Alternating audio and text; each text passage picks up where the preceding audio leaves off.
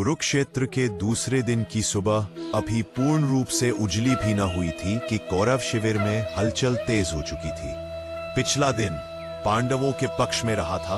अर्जुन के धनुष से निकले अग्नि बाणों ने कौरवों की पहली पंक्ति को तहस नहस कर दिया था और भीष्म के अपार पराक्रम के बावजूद पांडवों ने दिन का अधिकांश युद्ध अपने नाम किया था। दुर्योधन की आंखों में क्रोध और अपमान दोनों जल रहे थे।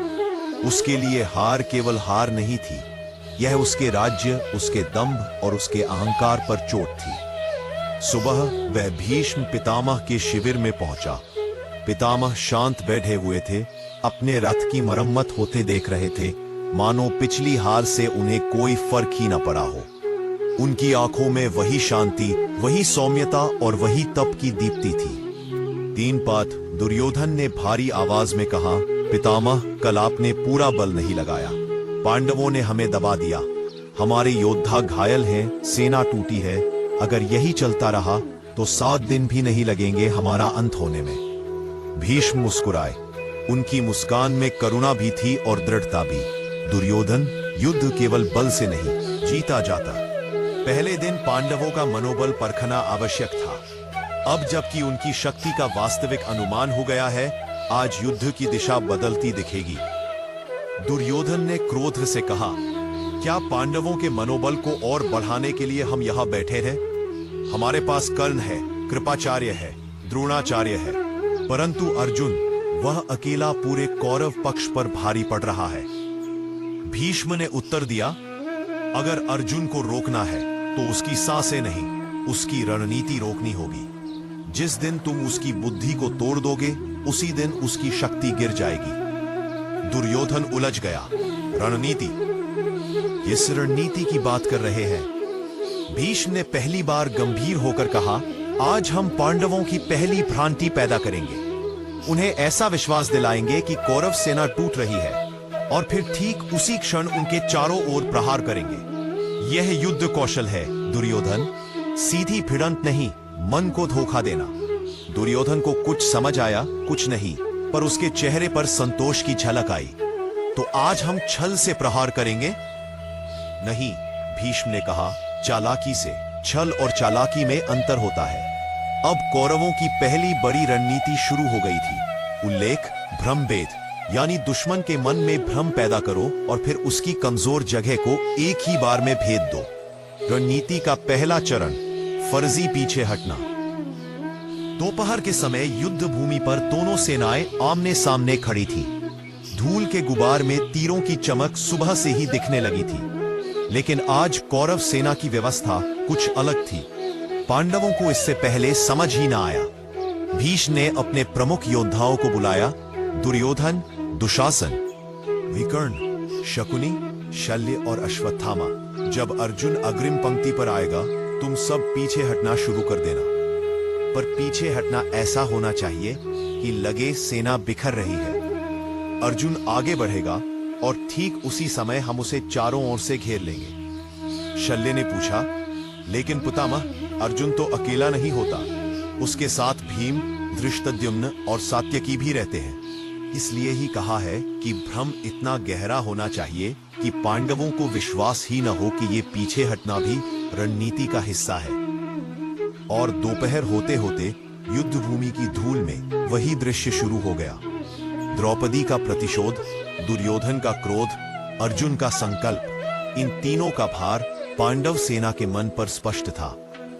जैसे ही अर्जुन ने अपना गांडीव उठाया, भीष्म ने एक संकेत किया और कौरव सेना धीरे धीरे पीछे हटने लगी। पहले कुछ लोग, फिर थोड़े और फिर पूरा दाहिना विंग। अर्जुन ने देखा और मुस्कुराया तो कौरव डर गए। सात्यकी ने गदगद होकर कहा, अर्जुन, कल के पराक्रम से ही सेना का मनोबल टूट गया है। आज तुम उन्हें खदेड़ कर कौरव शिविर तक ले जाओगे।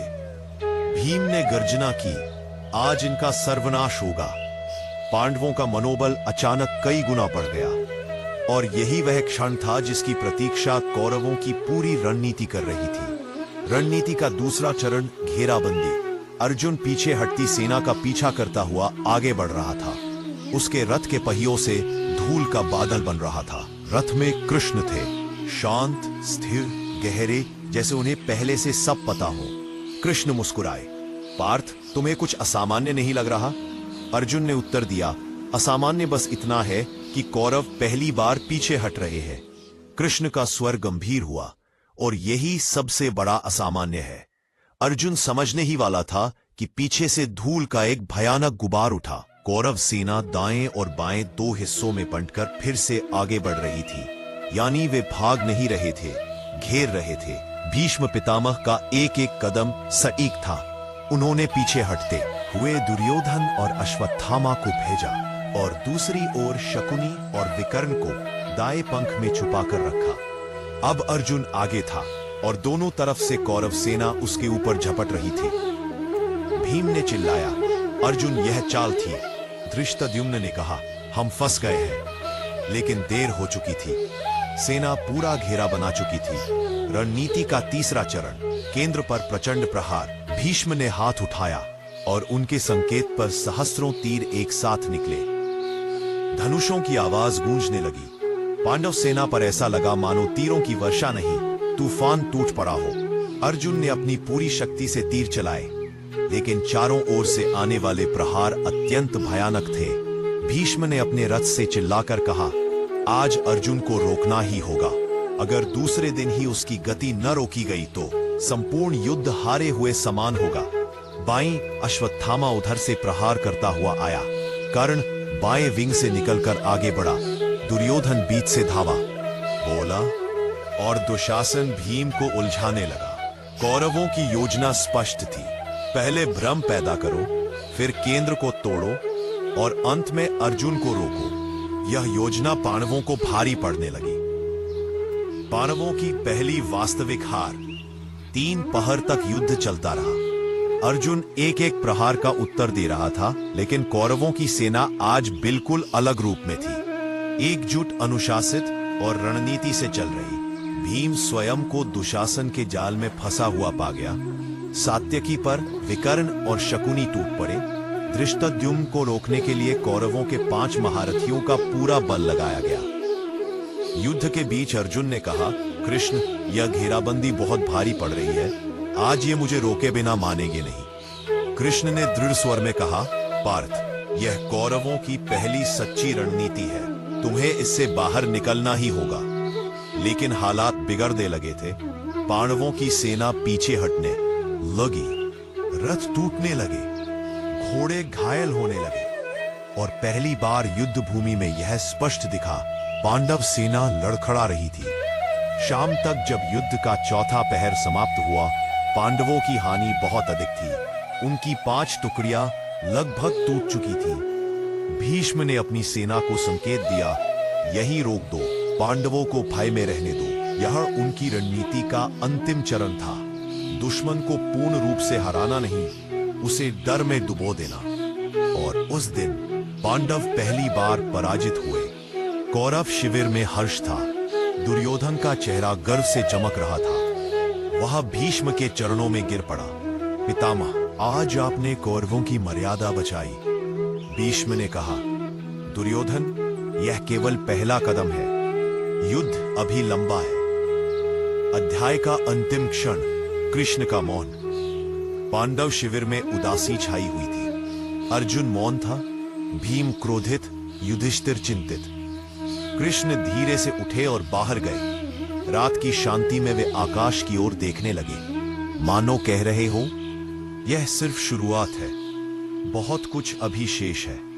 क्योंकि कृष्ण जानते थे, रणनीति चाहे कितनी भी बड़ी हो, परिणाम अंत में धर्म के पक्ष में ही जाएगा।